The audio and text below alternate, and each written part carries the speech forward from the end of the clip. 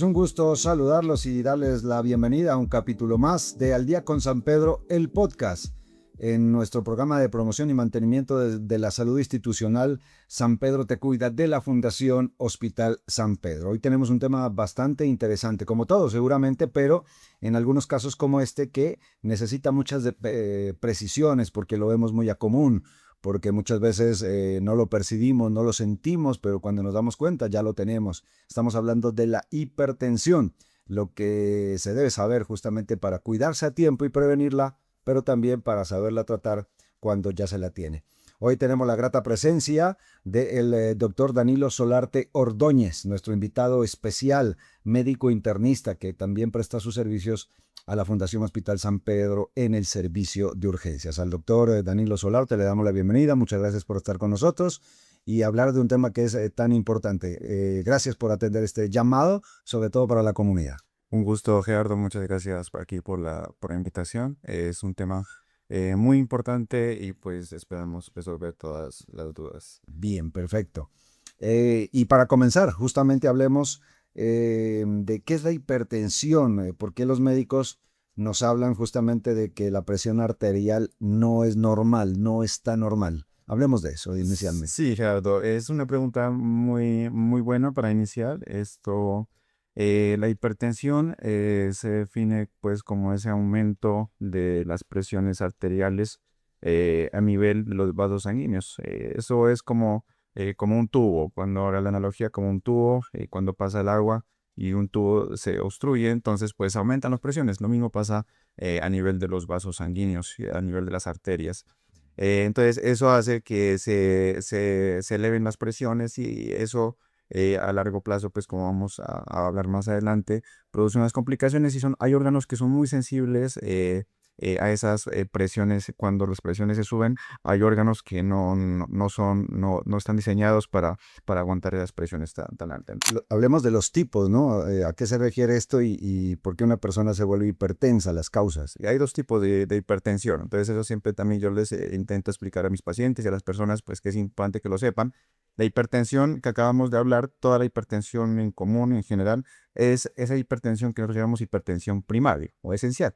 Esa hipertensión es la que tiene el componente hereditario, la que tiene el componente de factores del ambiente y de factores del estilo de vida. Entonces usted nace con genes para ser hipertenso y adicionalmente usted come mal, usted tiene un excesivo consumo de sal, usted no hace ejercicio, pues o tiene obesidad o tiene sobrepeso, usted fuma, usted consume alcohol. Todo eso se va haciendo, hace que se desarrolle la hipertensión y que el factor hereditario se potencie más. Entonces el paciente termina siendo hipertenso, pero esa hipertensión es aquella que se desarrolla más o menos 40, 50 años en pacientes con factores de riesgo y en pacientes con factores hereditarios también. La otra que es el otro tipo de hipertensión, que es la menos frecuente pero siempre debemos tenerla en cuenta, y pues también es un mensaje importante para las personas que nos escuchan y para los pacientes, es que hay un 5% de los pacientes que van a desarrollar algo que es la menos frecuente, pero es muy importante, que es la hipertensión secundaria. En la hipertensión secundaria, usualmente son pacientes jóvenes, 30, 40 años, que no tienen factores de riesgo, pues que no tienen nada de lo que hablamos, obesidad, que usualmente son saludables, y que desarrollan hipertensión y hacen cifras tensionales muy elevadas, 160, 180 cifras tensionales. Y esos pacientes son los famosos pacientes con hipertensión secundaria. Ellos tienen o se llama hipertensión secundaria porque es explicable por otros factores que no son ni los hereditarios, ni el factor ambiental, nada de eso, sino que lo que pasa es que esos pacientes tienen una enfermedad de base que está haciendo que la presión arterial se suba. Usualmente son enfermedades endocrinas y son enfermedades relacionadas con otras alteraciones del sistema cardiovascular. Pero ¿cómo se hace el diagnóstico cuando realmente se dice que una persona es hipertensa? Ujú. ¿Cómo se detecta? La prueba base es la medición de la presión arterial, la medición con el brazalete, que lo habremos hecho en el consultorio. Así, eso es nuestras guías y todo con lo que nosotros nos guía así para hacer el diagnóstico. las sociedades mundiales que nos dan las recomendaciones para hacer los diagnósticos, y ellos nos dicen, el diagnóstico de hipertensión usted lo puede hacer en el consultorio midiendo la presión arterial, pero se debe medir 2 a 3 veces. No con una sola medición, usted no puede ¿Y hacer un durante diagnóstico. cuántos días y durante cuánto tiempo para determinar efectivamente que sí la tiene? Eso debe ser, eso es muy importante, debe ser en el transcurso de un mes. Usted debe medirle, si el paciente le salió hipertenso en el consultorio, entonces usted lo debe llamar nuevamente y volverle a tomar la presión arterial con el brazalete. Si salió elevado otra vez, debe procurar hacer 2 a 3 veces las tomas. Y si salen por encima de 140-90, pues que es el límite que hemos establecido, el paciente es hipertenso. Y se habla de asesino silencioso, no sé, el término es bastante fuerte, pero que puede desencadenar justamente una presión arterial alta y no tratada o maltratada. Hay órganos que son muy susceptibles y no toleran, no están diseñados para tolerar presiones tan altas. Y esos son pues los principales, que son el cerebro, el corazón y el riñón, son los que menos toleran presiones tan altas.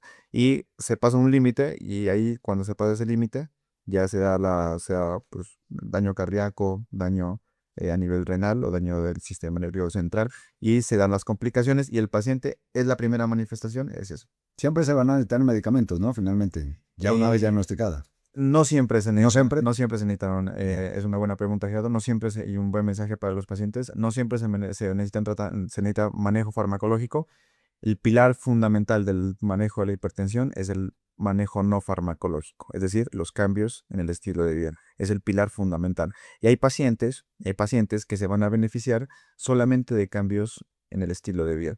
Entonces hay pacientes que yo, haciendo la evaluación, una vez tengo el diagnóstico, pues ya le hice el afinamiento, ya le medí la presión en el consultorio, y tanto ambos pruebas me dieron positivas. O el paciente que yo tengo dudas, le mandé el mapa y el mapa me salió positivo para hipertensión. Entonces yo hago una evaluación integral del paciente y miro si el paciente tiene factores de riesgo, y según los niveles y las cifras tensionales, yo establezco el tratamiento. Si el paciente me da un riesgo bajo y el paciente, las presiones no son tan altas, el manejo puede ser no farmacológico. O ese paciente que está entre 130 y 140, hay que hacerle seguimiento, pero en ese paciente el mayor beneficio va a ser el manejo no farmacológico, es decir, una dieta equilibrada, el bajo consumo de sal,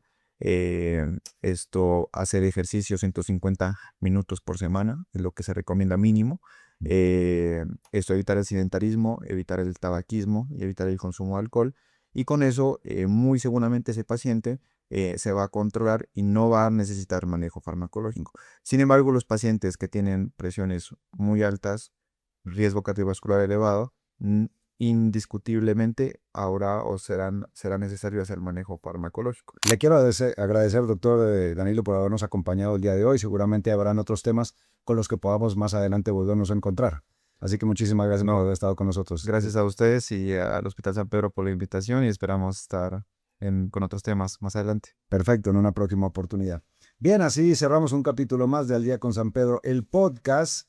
Recuerden que la Fundación Hospital San Pedro y su programa institucional de promoción y mantenimiento de la salud, San Pedro Te Cuida, trae estos temas para que usted se beneficie, para que prevenga la enfermedad y para que en caso de tenerla, por supuesto, tenga las mejores prácticas. A todos, gracias por estar ahí con nosotros una vez más, y los invitamos a que estén pendientes de nuestro próximo episodio, nuestro próximo capítulo, en donde vendrán más temas de salud, más temas para usted. Muchísimas gracias.